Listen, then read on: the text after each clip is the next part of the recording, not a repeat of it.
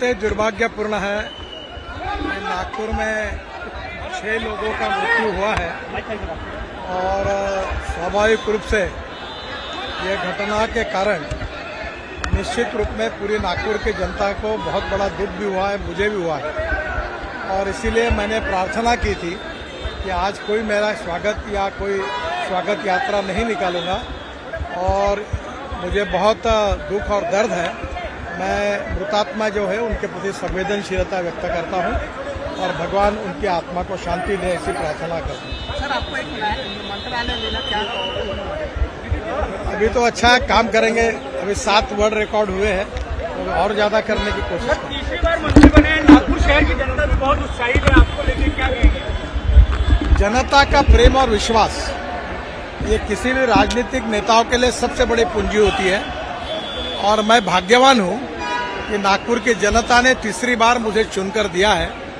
मैंने कभी जात, पंथ, धर्म, भाषा और सेक्स के आधारित कोई राजनीति नहीं की। सबका साथ, सबका विकास, सबका प्रयास, इसी बात पर काम किया और मैं ये मानता हूं कि नागपुर की जनता मेरी है और मैं नागपुर का हूं और नागपुर की जनता का प्रेम मैं कभी भूल नहीं सकता। पर इस जो प्रेम और विश्वास जताया है उसके लिए जनता की जो भी अपेक्षा है वो अभी तक जितना काम है उससे ज्यादा अच्छा काम करके पूरी करने की मैं कोशिश करूंगा। सर, मंत्रालय आपने मांगा है, मंत्रालय अंतर्गत विशेष प्लान अभी वो बाद में बताएंगे। तो शशि कपूर को अमिताभ बच्चन बोलता है कि मेरे पास बिल्डिंग है, गाड़ी है, कार है, ये है, वो है, तुम्हारे पास क्या है? तो शशि कपूर बड़े इससे इमोशनली कहता है मेरे पास माँ है। वैसे मैंने उनको माँ को वैसे ही कहा। उस समय दीवार, मैं भी अमिताभ बच्चन को परसों दिन भर साथ थे तो मैं उनको कह रहा था कि आपका जंजीर की फाइट, मैं उस समय 3rd क्लास में पिक्चर देखता था, यानी उस कैटेगरी में था कि सिनेमा सामने से और नाटक पीछे से। तो मैं बोला अमिताभ जी, वो जंजीर में प्राण के साथ आपकी फ्लाइट अभी भी भूला नहीं हूं। और 3rd क्लास में बैठकर सीटियां बजा बजा कर एंजॉय करते थे, क्या मजा आती थी।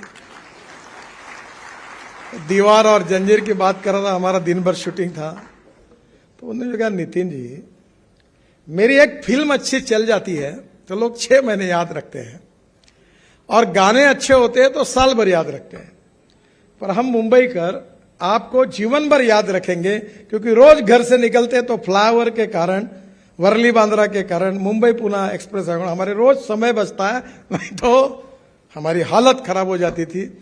तो हम आपको जीवन भर याद रखते हैं। अब हमारी फिल्म में 1 साल ही याद रखते हैं। जब उन्होंने ये कहा तब मुझे लगा मैं तो भूल गया, वो पुरानी बात हो गई। क्योंकि हमारे यहाँ एक बहुत अच्छी बात है, मराठी में एक बहुत बड़े साहित्यिक थे शिवाजी सावंत। उनकी हिंदी में एक मृत्युंजय करके मराठी में किताब थी, बहुत सुंदर किताब है, बहुत सशक्त लेखक थे। और उसमें उन्होंने एक वाक्य लिखा था, वो महाभारत के इतिहास पर थी, महारथी कर्ण प्रथा किताब, हिंदी एडिशन है उसकी, बहुत सुंदर किताब है। उसमें उन्होंने एक बात लिखी थी कि विस्मृति ये भगवान ने व्यक्ति को दी हुई सबसे बड़ी देन है। जब मैंने उसको पढ़ा तो मुझे वो बात इतनी जज गई कि मैंने ये तय किया कि आप कोई काम करना है तो उसको भूल जाओ। और मेरी माँ अक्सर कहती थी अगर किसी के लिए कुछ मदद करना है तो मदद जिस क्षण में करते हो उस समय भूल जाओ, बताओ मत किसी को। तो मैं तो भूल गया हूं, पर अपना जो कार्य होता है वो लोग याद रखते हैं। आप आर्टिफिशियली कितना भी करो, कितने पोस्टर लगाओ, बैनर लगाओ, कुछ नहीं होता। If you deserve for it you will get it. अगर आप में क्षमता होगी तो निश्चित रूप से वो आपको मिलता ही है। अच्छा, मैंने ने आप तो साइंटिफिकली आर्किमिडीज ने भी कहा है कि पानी में कोई भी चीज डुबाओ, जितना वजन होगा उतना ही पानी ऊपर आएगा। तो तुम अगर जेब में कोई वजन लेके बैठोगे तो शायद वजन थोड़ा ऊपर हो जाएगा, पर नियम यही है कि if you deserve for it you will get it. तो दौड़ो मत किसी के पीछे। Respect should not be demanded, it should be commanded. If you deserve for it you will get it, आपको मिलेगा। पीछे मत लगो किसी को। और इसलिए आपका जीवन जो है, हमारे प्रधानमंत्री जी ने कहा है कि आत्मनिर्भर भारत, $5 ट्रिलियन इकोनॉमी, वर्ल्ड की तीसरी बड़ी अर्थव्यवस्था, ये किसके भरोसे होगा? ये आपके भरोसे होगा और ये आपको बनाने का है। और इसमें सबसे इंपॉर्टेंट कुछ है तो टेक्नोलॉजी, इनोवेशन, रिसर्च, साइंस, ये इंपॉर्टेंट है। और आपको मैं बताता हूं कि हमारे यहां स्टार्टअप आ रहे हैं, नए नए लोग आ रहे, इतने प्रयोग कर। मैं ऑटोमोबाइल सेक्टर में उसका मंत्री हूं। मैंने अभी मर्सिडीज की एक कार लॉन्च की, इलेक्ट्रिक की। तो जर्मनी से जो चेयरमैन आए थे मुझे बता रहे थे कि इसके बाद हम केवल इलेक्ट्रिक गाड़ियां बनाएंगे। अब एलएनजी का एक ट्रक मैंने चाकण में ब्लू एनर्जी का ये किया, जो एक समय 1600 किलोमीटर चलता है, डीजल की तुलना में 50 मीटर कॉस्ट बच जाती है।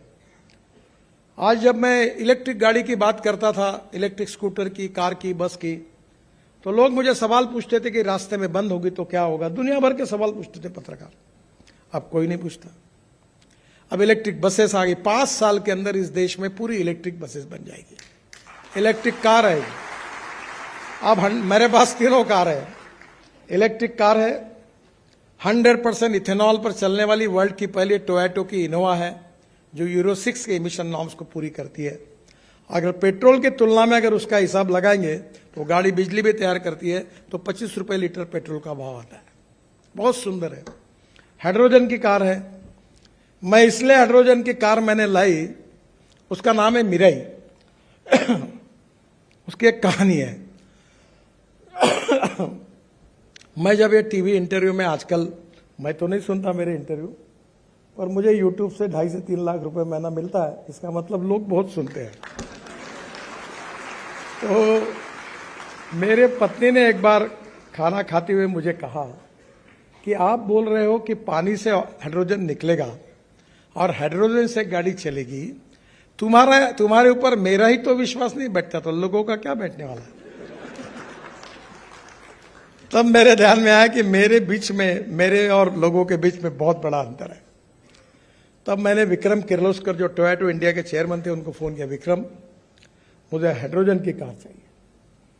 बोले, वो बताने लगा, बोला I don't know reasoning, I like people who can get the things done. क्या प्रॉब्लम है वो तुम्हारे? नहीं, वो ऐसा है। देखो एक बात याद रखो, I always telling to people, there are some people who convert problems into opportunities and there are some people who convert opportunities into the problems. मुझे मालूम नहीं, मुझे कार चाहिए। उसने मुझे कार लाके दी, उसका नाम है मिराई।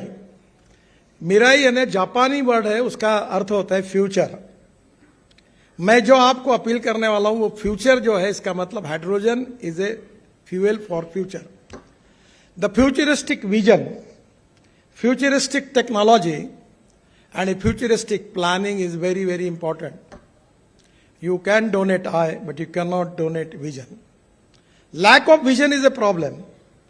और उसमें काम करने के लिए strong political will, decision making capacity, team work, अगर ये 3 छोटी छोटी बातें आपके पास होगी तो you can make miracles. और हमारे देश में आज वर्ल्ड की सबसे ज्यादा इंजीनियरिंग ट्रेन मैन पावर अगर वर्ल्ड में किसी देश में है तो वह हिंदुस्तान है। पर मैं आपको एक ही अनुरोध करूंगा कि हमारे देश में जो ग्रोथ होती है वो 22 to 24% फ्रॉम मैन्युफैक्चरिंग सेक्टर, 54 से 56% from service sector and 12% from agriculture and allied sectors. मैं आपको अनुरोध करूंगा कि गांव, गरीब, मजदूर और किसान, जल, जमीन, जंगल और जानवर, इस पर आधारित टेक्नोलॉजी को डेवलप करो। चलो गांव की ओर। अब स्मार्ट विलेज, स्मार्ट सिटी नहीं, स्मार्ट विलेज बन सकता है। मैं कृषि क्षेत्र में काम करता हूं। मेरे क्षेत्र में 10,000 किसानों ने आत्महत्या की है। मैं बिजनेसमैन नहीं हूं, न मैं इंडस्ट्रिस्ट हूं, पर मैं जो एग्रीकल्चर में काम करता हूं उसका टर्नओवर 2,500 करोड़ है। मैं 15,000 लोगों को रोजगार दे चुका हूं। यह संभव है कि आपकी टेक्नोलॉजी का उपयोग करके, अभी हम लोग बांबू से इथेनॉल बना रहे हैं। अभी जो बात हुई पानीपत में, मैंने पीछे पढ़कर, हमने एक बड़ा इंडियन ऑयल ने उद्योग शुरू किया है कि जो परली जलाते हैं जिसके कारण दिल्ली में बहुत प्रदूषण होता है, परली से 1 lakh litre ethanol 150 tonne bio bitumen और 76,000 tonne per year bio aviation fuel, sustainable aviation fuel, हवाई ईंधन तैयार होता है। अब अभी आपको पता होगा कि डाहोस में ये बात चल रही है कि ये जो कार्बन न्यूट्रल की तरफ जाना है, इसमें अब आपको पेट्रोलियम एविएशन फ्यूल में 5% बायो एविएशन फ्यूल डालना पड़ेगा। और मेरे ऊपर विश्वास रखिए, हमारा किसान केवल अन्नदाता नहीं है, ऊर्जादाता है। केवल ऊर्जादाता नहीं है, बिटुमिन दाता है। केवल बिटुमिन दाता नहीं है, हवाई ईंधन दाता है। The diversification of agriculture towards energy and power sector, ये संभव है। मैं 2004 से इसके ऊपर लगातार कोशिश करता रहा हूं। पिछले 2 साल पहले 26 जनवरी में हमारे फाइटर जेट और हेलीकॉप्टर बायो एविएशन फ्यूल में चले। फिर हमने स्पाइस जेट का एक हवाई जहाज देहरादून से 50% बायो एविएशन फ्यूल डाल के दिल्ली लाया। तो जो स्पाइस जेट के मालिक थे, मेरे मित्र, वो कहते थे अगर हवाई जहाज बिगड़ गया तो क्या होगा। मैंने बोला तेरे बहुत काम किए, एक आधा हवाई जहाज बिगड़ गया तो हमारे नाम पे रख देना। कोई नहीं बिगड़ा। अभी विस्तारा का पूरा 100% बायो एविएशन फ्यूल पर हवाई जहाज की ट्रायल हुई। हमारे देश का विकास करना है तो इंपोर्ट को कम करना होगा और एक्सपोर्ट को बढ़ाना होगा। हम 16 लाख करोड़ का फॉसिल फ्यूल इंपोर्ट कर रहे हैं। मैंने केवल मेरे क्षेत्र की बात की, बाकी क्षेत्रों में भी ऐसी बहुत से भी है। आपके मेडिकल डिवाइसेस है। मैंने विशाखापट्टनम में एमएसएमई के मंत्री होता था, तब एक मेडिकल डिवाइस पार्क शुरू किया। आपको ताज्जुब होगा, वहां सब मैंने 500 वेंटिलेटर वहां से खरीदी करके कोविड के समय बांट दिए, एक भी खराब नहीं हुआ। आप जो वेंटिलेटर खरीदते हैं वो 5 से 7 लाख रुपए का है, मैंने 47,000 में खरीदी की। एमआरआई, सीटी स्कैन सब अपने यहां बन रहा है। हमारे देश को एक्सपोर्ट को बढ़ाना होगा। कैपिटल इन्वेस्टमेंट आएगी, इंडस्ट्री, ट्रेड, बिजनेस बढ़ेगा तो रोजगार निर्माण होगा। रोजगार निर्माण होगा तो गरीबी दूर होगी, और गरीबी दूर होगी तो समृद्ध संपन्न भारत निर्माण होगा। हमें सोशल इक्वालिटी, इकोनॉमिक इक्वालिटी के लिए काम करना है।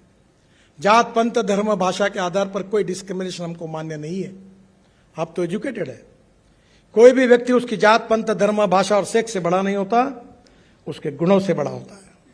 हम समाज की छुआछूत, अस्पृश्यता, जातीयता समाप्त करेंगे और समाज के गरीब तबके के जो लोग हैं उनका विकास हो, वो मुख्य प्रभाव में आए, उसके लिए कोशिश करें।